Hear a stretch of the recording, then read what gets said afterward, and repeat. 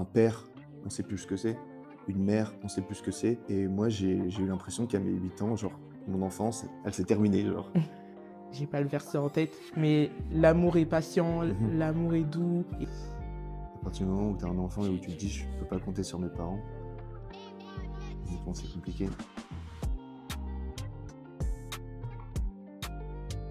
Ok, donc on a parlé de l'enfance qui est vraiment un stade très important pour se bâtir en tant qu'être humain et bâtir sa confiance en soi et du rôle des parents. Et là, on va parler plus d'une phase qui nous parle à tous, à savoir l'adolescence, qui est une grande phase pour toi, Simon, je pense, d'après Comment tu nos sais? conversations.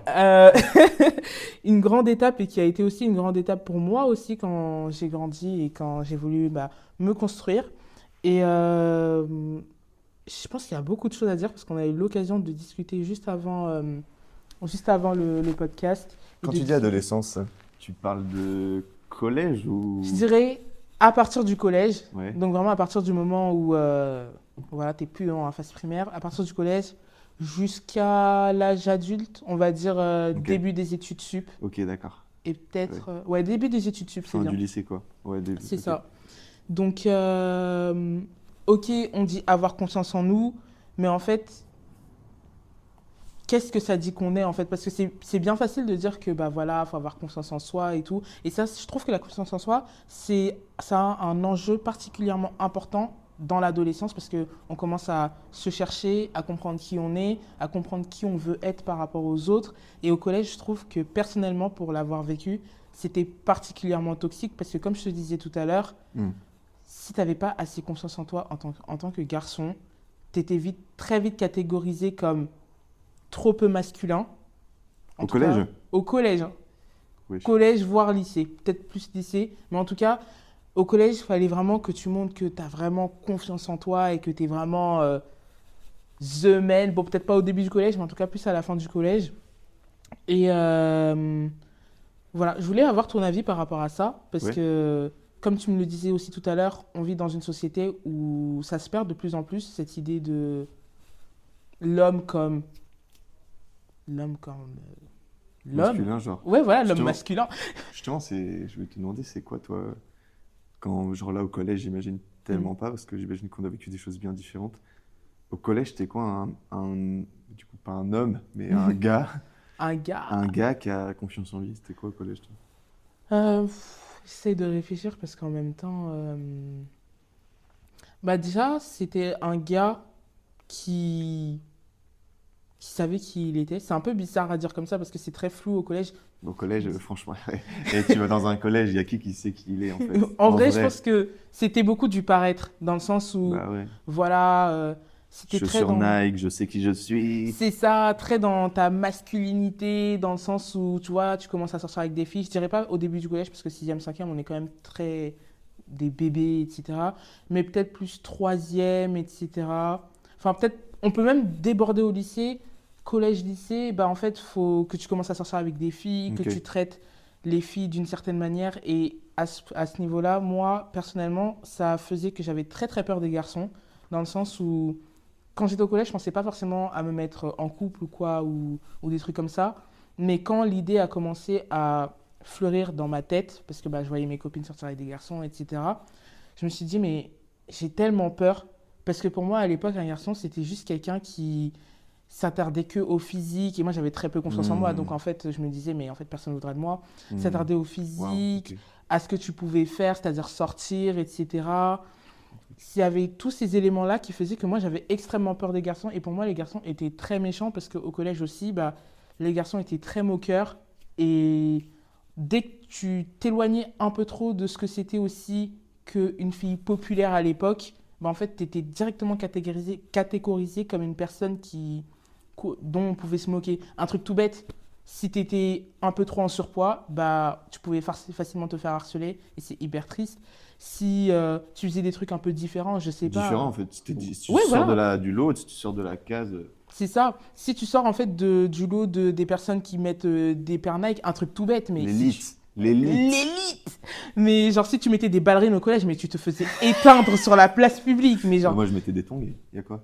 alors tu te serais peut-être fait un peu éteindre aussi parce que Non, c'est pas vrai. Ouais, il fait froid en Normandie, tu mets pas de tongs. tu mets pas de tongs du tout. À Paris aussi, il fait pas très chaud, donc bon. Mais voilà, moi j'avais extrêmement peur des garçons parce que il y avait une image que les garçons devaient tenir qui était celle un peu du mal alpha entre guillemets, du gars qui doit rester dans les codes du gars en fait. S'il y a une personne qui est harcelée, tu dois harceler la personne derrière, sinon tu deviens la personne harcelée.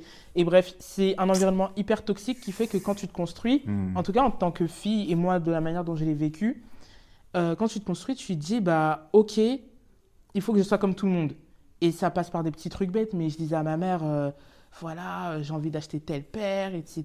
J'ai envie d'avoir tel vêtement, etc. Enfin, j'ai totalement fait la guerre avec les ballerines parce qu'en fait, je voulais pas me faire éteindre devant tout le monde et tout. Et tu donnes pas trop ton avis. Ah, donc c'était une histoire vécue, les ballerines. Ah oui, non, c'était vraiment une histoire vécue. Hein. Pas personnellement, mais j'ai vu des personnes vraiment se faire harceler pour ça. Et c'est hyper bête, mais bon, voilà. Et en fait, tu veux vraiment rentrer dans les cases et c'est à partir de là que tu te dis, et c'est hyper toxique parce que tu te construis. Et si la base de ta construction, c'est le fait d'être comme tout le monde, tu peux pas t'illustrer en tant qu'être humain, tu peux pas être ta propre personne parce que tu te dis, non, faut pas que je sorte des cadres, il faut que Enfin, faut pas que je sorte de ce cadre-là, faut que je sois juste comme tout le monde et puis that's it. Donc, c'est quoi ton avis par rapport à ça? J'ai capté un truc de fou quand tu parlais. J'ai vraiment compris que il y a une vraie différence. Tu as vraiment été bien inspiré de différencier homme de femme. J'ai remarqué que la femme, j'ai compris, ça l'a confirmé quand tu parlais. C'est quelque chose que je savais un peu en arrière-plan, mais là, je l'ai vu clairement.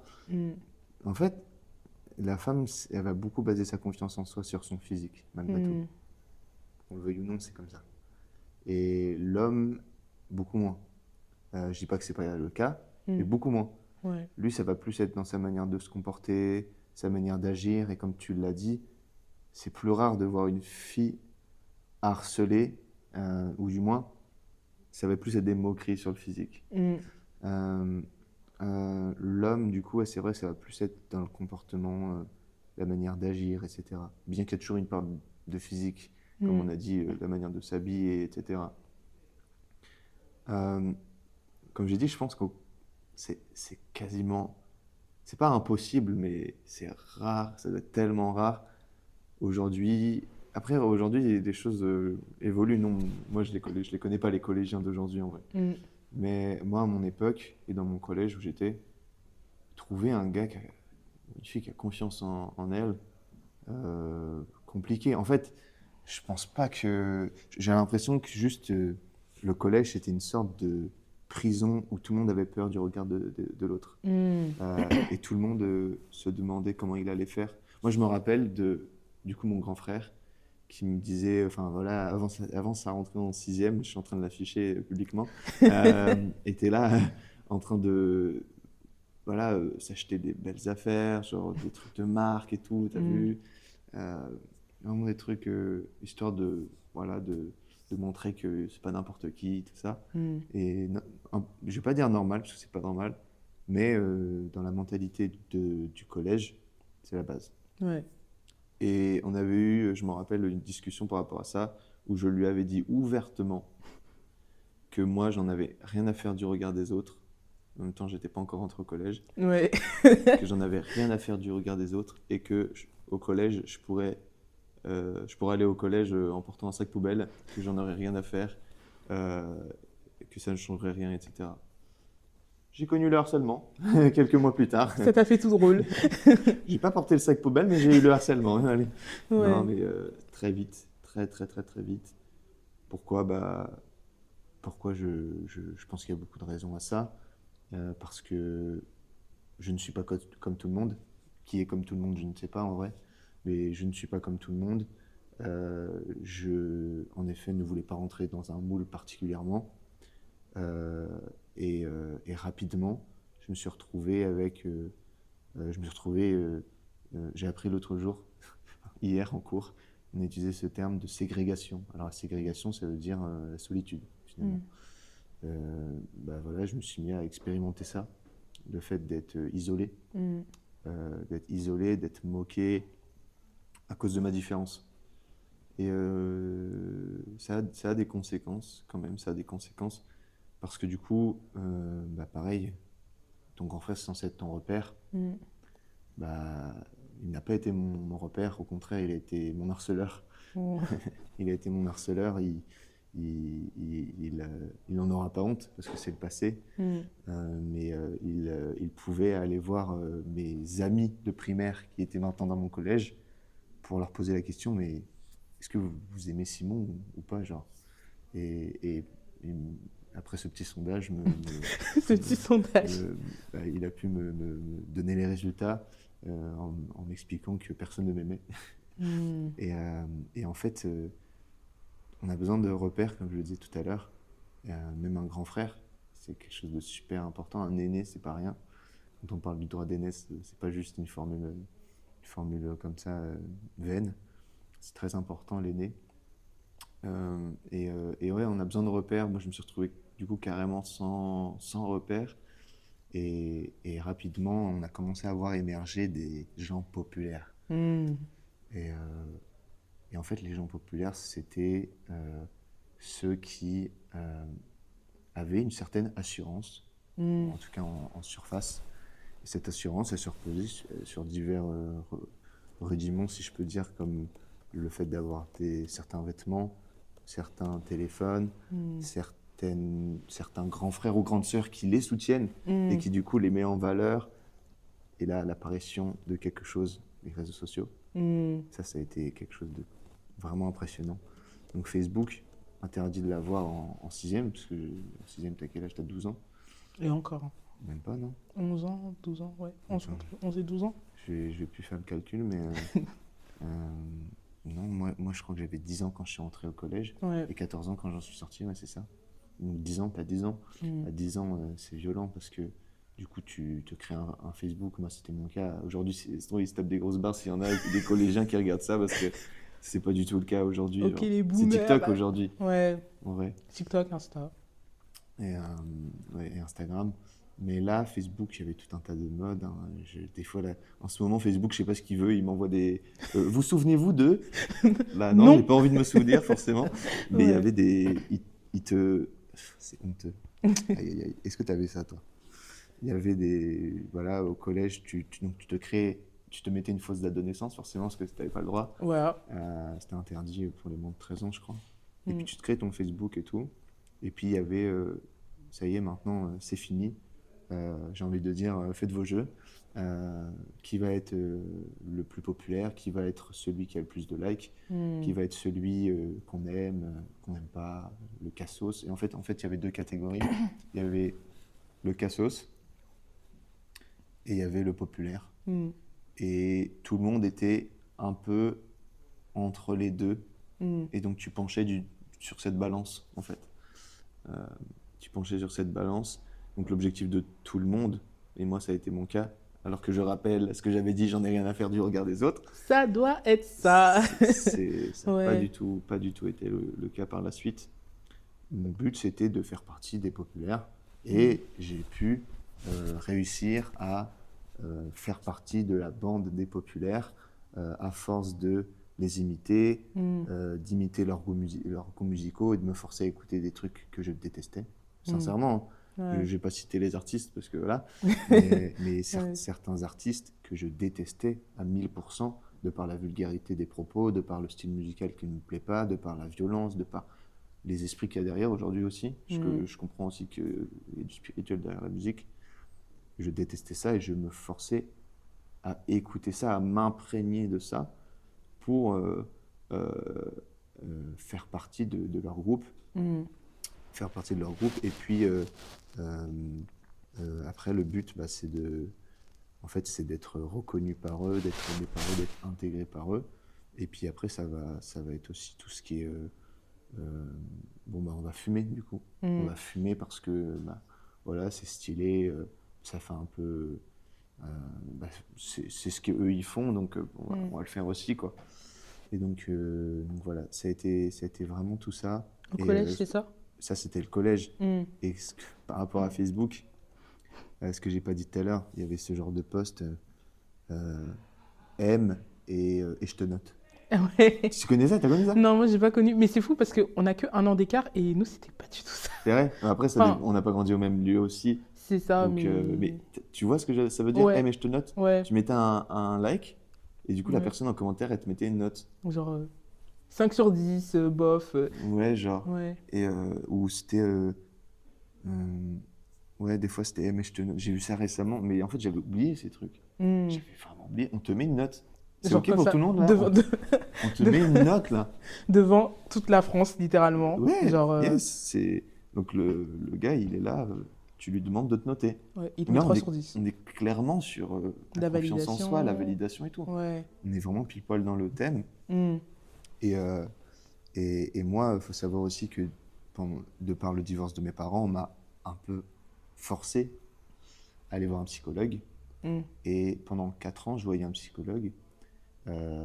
Et j'avais horreur de ça. Mais une des choses qui faisait que j'aimais pas du tout ça, c'était que personne ne va voir de psychologue. Mm. Personne fait ça. Et moi, c'est un peu mon secret, c'est un peu ma honte, quoi. Genre Mm. en mode, purée, bah, je suis vraiment différent des autres, je suis vraiment pas comme les autres et tout. Et moi, ça a été très dur par rapport à ça.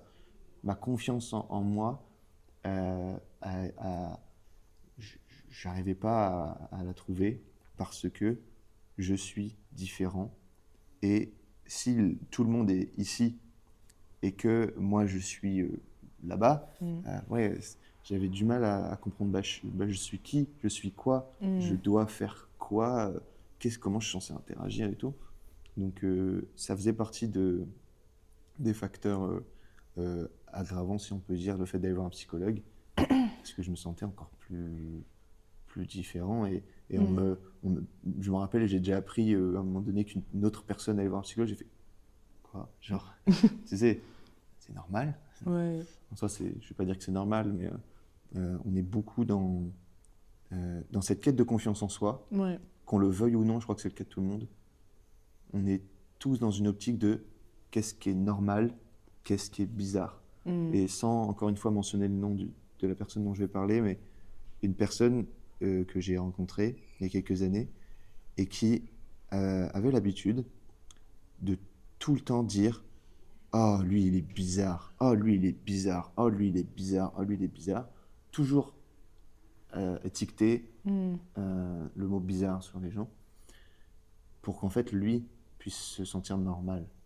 Et quand tu le regardais, il était très différent et il avait peur qu'on lui mette l'étiquette de bizarre. Mm. Ok? Donc, en fait, c'était, comme tu l'as dit, je vais harceler pour pas qu'on m'harcèle. Ouais.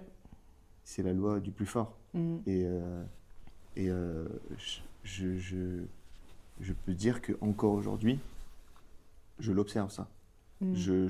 On a un grand âge aujourd'hui, je suis dans une école d'ingénieur, on n'est plus dans l'adolescence, on est des adultes, mais dans une société, peu importe l'âge, si on n'a pas atteint une certaine maturité liée à la confiance en soi en fait, Mm. à la paix que tu as avec ta propre personne, il n'y a pas d'âge. Il n'y a pas d'âge à ça. Et c'est fou ça. Honnêtement, tu peux te retrouver dans un travail, un milieu professionnel, avec des collègues, tu peux te retrouver dans une école supérieure, des personnes très intelligentes, eh bien, tu vas retrouver les mêmes scénarios de ok, j'harcèle cette personne parce que ma peur à moi, c'est qu'on m'harcèle moi. Je différencie cette personne parce que j'ai pas confiance en moi. Mm. Et je pense que c'est une vertu incroyable, c'est une vertu très très rare que d'aimer sa différence. Mm. Déjà de reconnaître sa différence, de l'aimer, et puis de l'assumer du coup, de Ouais. l'assumer et de faire de ça ta force. Parce que en gros, si toi et moi on était pareils, déjà gloire à Dieu, il y a hommes et femmes qui Mm. ont leurs différences, leur complémentarité. Cette différence n'est pas là pour les détruire, Mm. au contraire, elle est là pour les unir, elle est là euh, même faire de cela une force, tu vois. Mm. Et si tous les hommes, même moi et mon grand frère, on se ressemble beaucoup, et puis on a une éducation commune, on a du sang en commun, tu vois, on pourrait dire beaucoup de choses.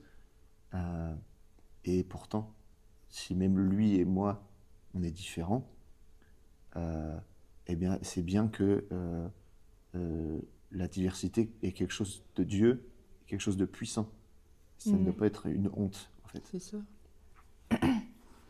Et ouais, il y a beaucoup de choses à dire. Vraiment, il y a beaucoup de choses à dire parce que c'est hyper intéressant ce que tu dis. Déjà, je pense qu'au collège, on a beaucoup confondu assurance et confiance en soi. Dans le sens où les personnes qu'aujourd'hui on considère comme les personnes populaires et qu'on a longtemps considéré comme des personnes populaires étant au collège, c'était parce qu'elles avaient plus d'assurance que nous, on avait, et pas tant de la confiance en soi. Parce qu'aujourd'hui, on peut percevoir que c'était complètement un manque de confiance en soi, mais à l'époque, je pense qu'on prenait ça plus comme de l'assurance, et je pense que même aujourd'hui, il ne faut pas le confondre. Il y a des gens qui peuvent montrer que, voilà, parce qu'ils s'affirment, parce que, bah, ils donnent leur avis et tout, ils donnent l'impression d'avoir confiance en eux, alors qu'en fait, derrière, ça cache quelque chose, mais de terrible, genre des personnes qui n'ont pas du tout confiance en elles et qui ont besoin de rabaisser les autres pour paraître meilleur aux yeux des autres. Et en fait, c'est tout un cercle vicieux parce que tu dépends beaucoup du regard des autres et de ce que les gens pensent de toi.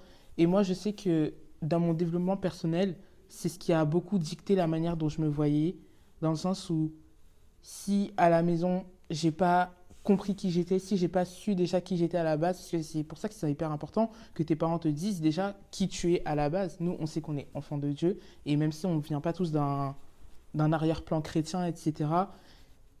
Voilà, si tes parents n'ont pas fixé ça à la base, que tu es un tel, tu es comme ci et tu es comme ça, et personne ne doit te faire douter de ça, et bah t'arrives au collège et tu deviens juste un peu comme une éponge. T'aspires tout ce que Hmm. Ouais. tu vas apprendre, tout ce que tu vas assimiler, etc.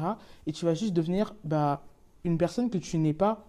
Et ça, tu vas t'en rendre compte, genre, peut-être beaucoup plus tard. Il y en a qui s'en rendent compte très très vite, mais il y en a, bah, c'est terrible. Mais quand tu te rends compte à 40 ans que tu as vécu en pensant être une personne que tu n'étais pas du tout, je pense que c'est hyper destructeur. Et moi, j'avais quand même une question, parce que je pense que c'est ce qui joue beaucoup dans notre façon de construire notre confiance en nous et notre estime de nous-mêmes aussi, en fait, étant petit. C'est est-ce que tu penses que les personnes avec qui tu as pu traîner, je parle pas forcément que du collège, mais aussi au lycée, Mhm. ont pu avoir un impact sur la personne que tu pensais être, en tout cas, à l'époque? Ouais, bien sûr. Bien sûr. Pour ma part, Mm, c'est moi, c'est mon témoignage à moi. Tout ça, ça sera plus axé sur mon collège. mm, Parce que justement, entre mon collège et mon lycée, j'ai vécu une expérience qui a chamboulé ma vie. Ça a été ma rencontre avec Dieu. mm, Et ça a vraiment fait toute la différence. C'était le jour et la nuit, en fait. Donc mon lycée n'a pas du tout ressemblé à, euh, à ce qu'on décrit depuis tout à l'heure. mm, Honnêtement, mon lycée était, en un mot, l'expérimentation d'une liberté divine. mm, D'une liberté divine où j'ai pu être moi-même. Et aujourd'hui, après avoir vécu même beaucoup de choses très compliquées, des fois, quand Dieu me rappelle mon lycée et que je me souviens de mon lycée, j'ai de la peine dans mon cœur. mm, Et je me dis, et j'apprends de la personne que j'ai été pendant mon lycée, parce que j'ai été une personne libre. Alors oui, bien sûr, tu peux surligner les erreurs que j'ai faites ou les trucs que j'ai par manque de connaissances, etc. Cependant, il y a, de par ma rencontre avec Dieu, de par cette, cet événement que j'ai vécu où tout simplement je voulais mourir, mm, Dieu m'a sauvé la vie et j'ai dit ok, aujourd'hui je vais profiter de cette vie que Dieu m'a donnée. Plus rien ne me retenait quoi. Plus mm, rien ne me retenait. Euh, c'était, j'avais rencontré la mort. Je m'étais retrouvé face à la mort et j'allais m'en aller. Et puis Dieu m'en a sorti. Dieu m'en a sauvé. Euh, et du coup, en fait, j'avais pas de. à aucun moment j'allais chercher de nouveau l'attention des autres ou le regard des autres après ça, quoi. Donc en Mm. fait, c'est pour expliquer en fait pourquoi je vais pas du tout parler en fait du lycée. Ouais. Parce qu'au lycée, après, je me suis mis à vivre des choses qui étaient vraiment le Simon. Et c'est pour ça qu'aujourd'hui, je regarde, je fais, mais je suis qui en fait, je suis qui. Et à plusieurs moments, je savais pas qui j'étais ces dernières années. Et Saint-Esprit m'a amené à tourner mes regards vers mon lycée. Je fais, Mm. waouh, j'ai manifesté ça, ok, ok. Et je comprends que sans le savoir, j'étais en train de par cette liberté, j'étais en train de manifester des choses que Dieu avait mises en moi, et indépendamment de tout critère social ou de toute influence du regard des autres. Mm. Donc voilà, ça c'est fort. Par contre, pendant mon collège, bien sûr que les fréquentations ont beaucoup influencé ce que je pensais de moi. Et d'ailleurs, bien sûr, je précise que dans mon lycée, je peux pas dire que tout était parfait, pas du tout. Mm. Je suis pas passé de 0% à 100%, tu vois, ça n'existe pas. Mm. Il y avait toujours, bien sûr, des choses du passé qui étaient toujours là et tout. Ça, c'est sûr. Mais mon collège, oh, catastrophe, vraiment une catastrophe. Et, et donc, en fait, je changeais de personnalité en fonction des gens avec qui j'étais. Mm. Donc, il y avait des choses du vrai Simon, si je peux dire, celui que Dieu avait créé. Et donc, il y avait des choses, des fois, je me souviens qu'il y a certaines choses. Moi, je suis quelqu'un qui est très. J'aime beaucoup les gens. Mm. Et je le comprends aujourd'hui, en plus, en école d'ingénieur, on te pousse à faire des sciences humaines et sociales, donc à étudier un peu qui tu es toi, à te mettre Mm. dans une case, toi, tu es telle personnalité, et puis tu fonctionnes de telle manière avec les gens, et puis tu as telle facilité et tout. Donc, certains outils me permettent de confirmer des choses sur Mm. moi. Et des choses que, par exemple, le fait que j'aime les gens, que je suis tourné vers les gens, que je cherche à découvrir ou à apporter aux gens et tout, je me rendais compte que même au collège, je le manifestais. Et on m'avait fait un reproche une fois. Euh, J'avais un petit groupe d'amis qui étaient dans leur coin, trois quatre amis dans leur coin, et puis d'autres groupes d'amis un peu partout, plus ou moins Mm. populaires, comme je l'ai dit tout à l'heure. Et, euh, et en fait, ce petit groupe d'amis-là m'avait fait le reproche de toi, tu as besoin de. Toi, tu peux pas te contenter de nous, toi, tu as besoin d'aller voir tout le monde. Mm. Et le fait de me souvenir de ça, je me rappelle que je m'étais dit, ça m'avait fait vraiment cogiter cette phrase, je m'étais dit, déjà j'avais nié et j'ai fait non, c'est pas vrai, c'est pas vrai. Et au final, bah, c'était archi vrai, quoi. Mm. J'aurais pas pu rester que avec ce groupe de potes-là, mais j'avais comme ce besoin d'aller De voir reprendre d'autres, d'autres. ouais. euh, et en fait, j'ai compris plus tard que ouais, ça faisait partie de moi, en fait. Mm. Ça faisait partie de moi de m'intéresser aux gens en général Mm. et d'avoir comment dire, ouais, cette tendance à, à ne pas forcément me conforter dans un groupe, mais de pouvoir mettre les gens aussi en lien, en connexion et tout. Donc Mm. voilà, ça c'est quelque chose que j'ai compris. Par contre, le mauvais côté que je pouvais voir, c'est que ouais, je pouvais bien sûr m'adapter aussi en fonction des personnes avec qui j'étais. Donc si j'étais avec telle personne, enfin avec certaines personnes euh, comment dire, euh, qui allaient avoir telle habitude d'un comportement, dans la manière Mm. de parler ou tout ça, bah, il y a une forme de mimétisme qui montre que t'es pas forcément assuré de qui tu es vraiment. Mm. Et pendant que tu parlais aussi, je me suis souvenu d'un truc qui montre qu'il n'y a pas de généralité à faire sur homme-femme non plus. Mm. Parce que plein de fois, je me suis dit, en entendant des choses sur les femmes et les hommes, ok, bah, dans ce cas-là, je suis plutôt une femme. Euh, Parce que là, pour te donner juste un exemple, donc la sensibilité, on l'associe souvent aux femmes. Mm. Mais pourtant, j'ai toujours été extrêmement sensible. Et tout à l'heure, j'ai moi-même dit que les femmes ont tendance à plus trouver leur confiance en elles, chercher leur confiance en elles aussi dans l'apparence. Mm. Et moi-même, donc je me maquillais pas, je vais dire. Ça c'est clair. Mais par contre, j'avais, je crois que ça a commencé en cinquième, quand j'ai commencé à me faire une certaine coupe de cheveux. Mm. Et une certaine coupe de cheveux Et en fait, cette coupe de cheveux était devenue un peu mon pire ennemi et en même temps mon idole. Parce que tous les matins, il fallait que je passe genre jusqu'à une demi-heure, parfois même plus, à me coiffer. Euh, je me coupais les cheveux. Moi-même, quand je sortais du coiffeur, bah, je me recoupais les cheveux parce qu'à chaque fois, ça me plaisait pas. Mes cheveux étaient en l'air. Peut-être on mettrait une photo. Oui, on mettrait une photo. On mettra une photo. Donc là, il y a des gens qui rigolent. Mes cheveux étaient en l'air, comme ça. Et j'étais extrêmement perfectionniste. Il fallait que ça soit parfaitement symétrique. Et il fallait qu'il n'y ait pas un seul cheveu plus haut que l'autre. Tout devait être parfaitement à la même hauteur. Un peu la coupe du frère de Malcolm, non? Ouais. Je sais plus comment il s'appelle. Reese. Reese, ouais. Les pics, là. Ouais. On peut dire ça, mais t'inquiète, tu verras. Je vais te le faire. Il y en a certains, après au lycée, parce qu'au lycée, au début, j'avais encore cette coupe. Et quand je les ai rencontrés, ils m'ont dit coupe brosse. Ou je sais plus si on me disait brosse ou balai brosse, mais c'était pas très agréable. Mais en gros, tout ça pour dire que je pouvais vraiment passer beaucoup de temps à me préparer et c'est devenu tellement une angoisse pour moi que je ne pouvais pas sortir de chez moi si je ne m'étais pas parfaitement coiffé, tu vois.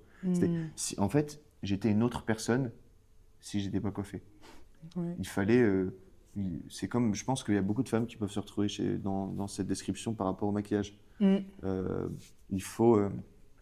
si tu n'as pas ton maquillage, tu ne peux pas sortir de chez toi. C'est comme si c'était un masque, un déguisement.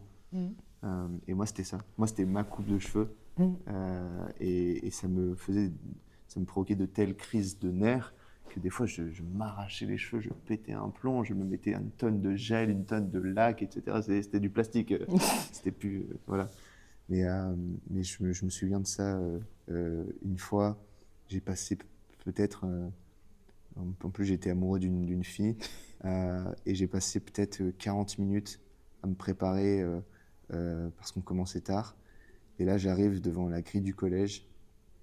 Je croise cette fille et elle me dit, alors que j'ai passé 40 minutes à me préparer et que peut-être je pensais à elle à ce moment-là, j'arrive devant et elle me fait ah, t'as un truc là ou je sais pas quoi. J'ai fait waouh. Moins 10 000 euros. Ouais, défaite, mon gars. Après 40 minutes de Non, préparation. là, vraiment, j'aurais pu dire mais tu sais que je viens t'es au courant de ce que je viens de passer, là, je viens de faire. Non, mais voilà, en fait, tu vis plus pour toi, tu vis pour les autres, pour la reconnaissance des autres, pour l'affection des autres. Et ça fait partie des symptômes d'une personne qui n'a pas cette assurance, qui n'a pas cette confiance en la personne qu'il est. Et qu'il n'a pas besoin de créer quelque chose, de mettre un déguisement, de rajouter quelque chose. Mais on va en parler, je pense, dans cette troisième partie, mais du fait que avoir confiance en soi, c'est savoir qu'on est suffisant tel qu'on est. Amen. On n'a rien besoin d'ajouter tel que nous sommes, ça suffit, quoi. J'ai pas envie de trop en dire, sinon ça va partir loin. mais je pense que tu comprends. On va tout spoiler, ouais. Mais je suis totalement d'accord avec toi. Et il y a un point important que tu as souligné et sur lequel je voulais rebondir tout à l'heure. C'était l'idée de un peu performer, en fait, pour les autres. Dans le sens où t'es jamais vraiment toi, mais t'es plus ce que les autres vont accepter de toi. Dans le sens où, normalement... Performance, ouais. C'est ça. Normalement, si t'es suffisant, si ta personne suffit, t'es pas censé changer ta personnalité en fonction des gens. Et ça, c'est quelque chose que j'ai beaucoup fait étant petite. Genre, je me travestissais dans le sens où quand je suis avec un tel, ok, je vais être comme ci, comme ça. Quand je vais être avec un tel, je vais être comme ci, comme ça, comme ça. Et en fait, ça fait que plus tu passes de groupe et plus tu te dis, mais en fait, c'est qui la vraie Christy? C'est qui le vrai Simon, en fait? Parce que à chaque fois, tu arranges un peu une partie de toi pour être un peu plus cool. Et là, tous les collégiens d'aujourd'hui vont dire, mais ok, les boomers. Les boomers, mon pote. Mais être un peu plus intégré, en fait. Être quelqu'un de swag, en fait. Ouais, T'as dit ouais, en plus. Mais oui. Allez, bon, on n'a pas trop utilisé swag, mais un peu quand même, tu vois. Être un peu... t'es là cette année, quoi. Enfin, t'es dans le truc. Et c'est tellement triste parce que moi, ça m'a poursuivi jusqu'au lycée. Sachant qu'en plus, tout à l'heure, tu parlais du rôle du grand frère. Moi, dans ma fratrie, c'était moi la grande sœur. Donc, Yes. t'imagines en plus le poids en plus. Est-ce que tu dois montrer le bon exemple à tes petits frères? En plus, moi, j'avais que des petits frères. Mais en même temps, bah, tu te connais pas et tu veux apprendre à te connaître, en fait. Et tu fais avec ce que tu as. Et c'est pour ça que je te parlais des fréquentations. Je pense que, comme tu le disais, ça a eu un rôle dans la manière dont tu te construisais, surtout au collège. Et moi, j'aimerais bien prendre un verset dans la Bible dans 1 Corinthiens 15, verset 33, qui dit ne vous y trompez pas, les mauvaises compagnies Hmm. corrompent les bonnes mœurs. Et je pense que, justement, bah, au collège, c'est sûrement ce qui t'est arrivé, en fait, d'après ce que tu nous racontes, c'est que, en fait, ton entourage a joué sur la manière dont tu t'es construit. Et bon, peut-être qu'au lycée et tout, ça a changé. Peut-être qu'au lycée, bah, tu as été une toute nouvelle personne parce que... Enfin, c'est pas peut-être, c'est vrai, parce que tu as rencontré Jésus et tu as forcément changé. C'est réel, c'est réel. Mais en tout cas, ce qu'on voit, c'est qu'au collège, les autres ont un gros rôle sur la manière dont tu te perçois. Et en fait, ça, c'est vrai que tu sortes, enfin, que tes parents t'aient donné des bonnes clés ou pas. C'est peut-être beaucoup plus grave quand t'as pas les clés, parce qu'en fait, tu vas Les juste aller avec repères. ouais, les repères, les clés, les repères. Hmm. Quand tu les as pas, c'est beaucoup plus grave parce qu'en fait, tu vas juste aller les chercher vers des personnes qui les ont même peut-être pas eux-mêmes, en fait. Parce que, voilà. Moi, j'appelle ça association de malfaiteurs, hein, Des mais bon, repères de brigands. vraiment. Mais même quand tes parents t'ont donné les clés, et je pense que c'est pour ça que c'est un challenge, le collège pour les parents, parce qu'ils pensent à la crise d'adolescence, ils Ah pensent, ouais. ils ont vraiment peur. Et moi, je sais que personnellement, j'ai un petit frère au collège, et j'ai un peu peur qu'il perde sa nature d'enfant, son naturel qu'il a, parce que bah, en Hmm. fait, il va être confronté La aux autres. sincérité, quoi, dont on C'est parlait ça, tout à l'heure. c'est ça. Et ça me fait toujours un peu peur de me dire, bah ok, il grandit, mais est-ce qu'il va toujours être comme ci, est-ce qu'il va toujours être comme ça et tout. Et parce que, en fait, même si tu as eu les clés, les repères étant petit, le collège, enfin, en tout cas, ton entourage, tes amis, ils vont forcément jouer un rôle dans la manière dont tu vas te construire, dans la manière dont tu vas vraiment aborder ta confiance en toi. Et peut-être pour conclure sur cette partie, j'aurais peut-être une dernière question. Donc, tu parlais justement tout à l'heure du fait qu'en fait, ton grand frère, c'était vraiment un exemple pour toi à l'époque, bien qu'il y ait eu des petits couacs et tout, enfin voilà, mais c'était quand même un exemple et c'est très vrai, ça suit en fait la première partie.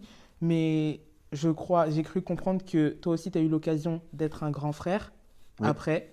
Et je voulais savoir comment tu avais du coup abordé cette position de toi aussi grand frère à une époque où tu étais en train de te construire. Et là, je parle pas forcément que du collège, mais Hmm. peut-être aussi du lycée, si tu as une petite réponse par rapport à ça. Ok. Bah, je pense que cette question serait tellement pertinente pour mon grand frère Mm, parce que ce qui m'est arrivé moi, c'est que à partir du divorce de mes parents, quelque chose qui, plusieurs choses qui ont été en fait des actes d'amour de ma mère ont été mm, vus comme des actes d'abandon, de trahison. mm, Le fait que j'aille voir un psychologue, pour moi c'était un acte d'abandon. mm, Et alors que pour elle non, c'était pour mon bien. Et puis on a déménagé, du coup on a quitté la maison, enfin, ma mère du coup. mm, Et puis bah, il manquait une chambre pour les enfants. mm, Donc deux enfants allaient dormir dans la même chambre et un enfant tout seul. Et parce que ma mère voulait me favoriser, mm, elle m'a mis dans la chambre toute seule, tout mm. seul. Chose que j'ai vue encore bah, comme À l'abandon. un abandon. Mm, Parce que moi, du coup, le mec, il vit mal le divorce, il a un problème mental, on l'emmène voir un psy et on le met dans une chambre tout seul. On l'isole un peu, voilà, tu sais, genre, les gens malades, mm. faut pas qu'ils soient trop en contact avec les autres. Oh. Je me sentais tellement seul, tellement incompris. Et mes deux frères se sont unis. Mm, Mon petit frère, que j'aimais, je me rappelle que j'aimais le protéger mm. et, Oh. et que ouais, j'aimais le protéger, prendre soin de lui. Genre, si j'apprenais qu'il lui arrivait quelque chose, oh, ça me faisait un truc de ouf. Mm, Voilà, j'avais vraiment ce besoin dans mon cœur de mon petit frère, quoi. C'est mon petit frère.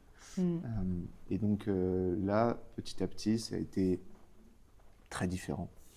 Je pense que du coup, on m'a un peu volé ce rôle de grand frère, puisque je ne l'ai plus été. je n'ai plus été du tout, pour être sincère. Mon grand frère et mon petit frère se sont un peu unis et chose que du coup dont j'ai oublié de parler tout à l'heure, mais qui est tellement important. Nous sommes devant une caméra Mm. et j'ai eu longtemps peur des caméras. Mm. Chose qui est incroyable parce que quand tu regardes dans ce petit téléphone, tu peux voir que à partir du lycée, je me filmais tout le temps. Genre, Mm. j'étais là tout le temps en train de me filmer. C'est là que tu vois qu'il y avait eu tellement Un gap, de ouais. délivrance. Il y a eu vraiment la mort et la vie après, quoi. Mm. Parce que honnêtement, j'avais peur. Peur des caméras. Pourquoi? Bah, quand j'étais au collège, je pouvais me sentir différent, vivre parfois des moments de moquerie, d'harcèlement et tout. J'avais peur. J'avais l'impression que, sincèrement, là, la cour du collège, je vois ça comme un champ de bataille. Genre, Mm. tu peux pas te mettre debout, sinon tu te fais tirer dessus, quoi. Ouais. Faut que tu te caches, en fait. Le regard des autres, c'était des balles, en fait. Mm. Sincèrement. Et parfois, je pouvais être là et je me retournais. Et peut-être que c'est une image de cauchemar ou une image qui a été déformée avec le temps, mais je revois vraiment cette image-là de moi au collège qui me retourne et qui voit mon frère avec ses potes en train de rigoler, Mm. en train de se moquer de moi et tout. Et, et donc en fait, c'était un peu une insécurité que je vivais au collège, mais quand je rentrais chez moi, je vivais une nouvelle insécurité Mm. parce que tac, tac, tac, l'arrivée des téléphones, l'arrivée là en l'occurrence de l'iPad Mm. avec la caméra. Mm. Et donc, on aimait bien se prendre en photo, les enfants aiment bien se prendre en photo, faire des grimaces, des trucs et tout. Et puis quand les photos avec les grimaces commencent à être partagées, des trucs comme ça, ah, regarde il est moche, regarde il est gros, regarde Oh il non. est ceci. Et bah, petit à petit, c'est devenu une insécurité carrément dans ma propre maison, Mm. parce que je pouvais me mettre à chanter des fois, me mettre à danser des fois chez moi, ou me mettre à faire des trucs différents Mm. qui ne m'appartenaient qu'à moi. Et je me retournais, on est en train de me filmer. Mm. Et il y avait un album où c'était que des images de moi et mon petit frère et mon grand frère. Donc, en fait, tu perds ta crédibilité de grand frère Mm. en soi. Ouais. Parce que mon petit frère et mon grand frère, du coup, pouvaient, alors que aucune logique au final, mais pouvaient se moquer de moi ensemble. Et après, les photos pouvaient être partagées entre autres personnes du collège, autres personnes. Et du coup, je me suis mis à voir, ouais, c'est même carrément cette peur du rejet, tu vois. Ouais. Cette peur du rejet, cette peur de la moquerie. Quand je pouvais être extrêmement impulsif, quand je commençais à sentir qu'on me juge ou qu'on se moque de moi, Mm. je pouvais vraiment démarrer au quart de tour. Et du coup, on se moquait encore plus de moi. Genre en mode, il a quoi ce mec? Pourquoi il pète un plomb tout seul là? Ouais. Et il y a des scènes comme ça qui remontent là, des souvenirs. Mais vraiment, c'est ça. Euh, c'est vraiment ça. Mais par rapport du coup à ta question, euh, je, je pense que là, j'aurais pas vraiment de réponse par rapport à comment être un grand frère. Je l'ai vécu plus tard. Mm. Je l'ai vécu plus tard, mais à cette période-là où moi-même je me construisais, je pense que toi, du coup, tu aurais peut-être plus de choses à dire à ce sujet-là. Mais à cette période-là où moi-même je me construisais, j'ai pas eu l'impression d'avoir eu le rôle de grand frère. Je ne me suis pas. Mm. C'est comme si ce rôle-là m'avait un peu été enlevé, quoi, Mm. en soi, de ce que j'ai vécu. Et pour en revenir aux caméras, je pense que c'est un vrai sujet aujourd'hui. C'est un vrai sujet aujourd'hui. Demain, je peux prendre une photo de moi pas valorisante, Mm. et une autre personne peut prendre une photo d'elle très valorisante, et en fait, tu vas te comparer. Et Mm. aujourd'hui, les caméras, c'est partout, et ça a c'est une vraie conséquence. Donc, notamment avec les réseaux sociaux. Mm. Je pense que ça, c'est un vrai sujet qui est directement lié à la confiance en soi aujourd'hui. Et je pense que c'est une chose tellement importante de, genre, de, de se détacher un peu de ça. Parce qu'en fait, une caméra, c'est quoi? C'est un potentiel jugement, Mm. comme un œil, comme un regard. Mm. Et quand tu te mets à avoir confiance en toi, à être guéri dans ta façon de te voir toi-même, tu vas plus avoir peur de l'image que l'autre a de toi, parce que toi, tu as ta propre image de toi. Et toi, tu es assuré de celle-là, de cette image. Tout est ici pour moi. Tout est ici sur est-ce que l'image que l'autre a de moi va pouvoir influencer l'image que j'ai de moi ou pas. Ouais. Et je suis totalement d'accord. Enfin, du coup, je vais juste rebondir sur ça et après repartir sur la question du grand frère. Mais personnellement, moi, je l'ai beaucoup ressenti dans mon usage des filtres. Genre, avant, j'utilisais tout le temps des filtres parce que j'aimais pas ma tête, etc. Et je m'en suis détachée très, très tard. Je pense que durant ma 2e année d'études sup, j'ai arrêté de mettre des filtres sur les vidéos que je prenais. Et j'ai appris à aimer mon visage tel qu'il était. Et ça a été encore un défi, tu vois, quand j'ai commencé Je te passe le mic, parce qu'en fait, je pouvais pas me voir en peinture. Vraiment, c'était trop compliqué. Quand je faisais mes montages, je regardais même pas ma tête. J'étais vraiment en mode, ok, ça c'est bon, ok, bon, là, il y a du bruit, ok, on coupe et tout. Pourquoi les montages étaient mal faits sur les premières vidéos? Mais Elle fermait les yeux. Elle fermait les yeux. Je fermais les yeux. Mais il y a eu beaucoup ça. Mais c'est vrai que c'est un élément aussi important dans la manière dont on se construit et dont on aborde dont on aborde le regard des autres, etc. En fait, ça a été vraiment un poison. Et j'ai pas envie de parler comme une personne qui a vécu à l'époque, mais enfin, en vrai de vrai, les téléphones, ça a été une bonne chose comme une très mauvaise chose, surtout pour les personnes qui n'avaient pas confiance en elles. Et ça a beaucoup conditionné la manière dont on se voyait les uns les autres. Et pour en revenir à l'image du grand frère, du coup, bah moi, je suis encore la grande sœur de 3 petits frères qui ont 18, 15 et 12 ans aujourd'hui. Donc ils sont encore vraiment dans cette période-là et tout. Et, enfin bon, quoique il y en a un qui est passé à l'âge adulte, donc c'est encore une autre étape. Mais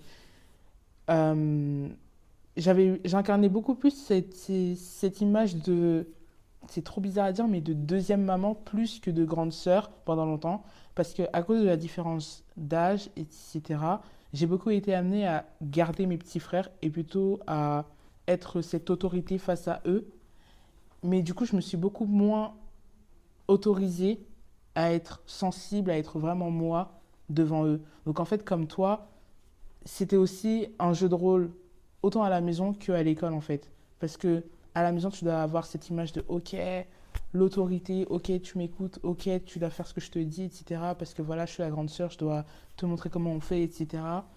Et à l'école, bah, tu as tout ce truc de ok, Christy, elle se lâche, mais Christy, elle est toujours pas elle-même parce qu'elle performe pour les autres.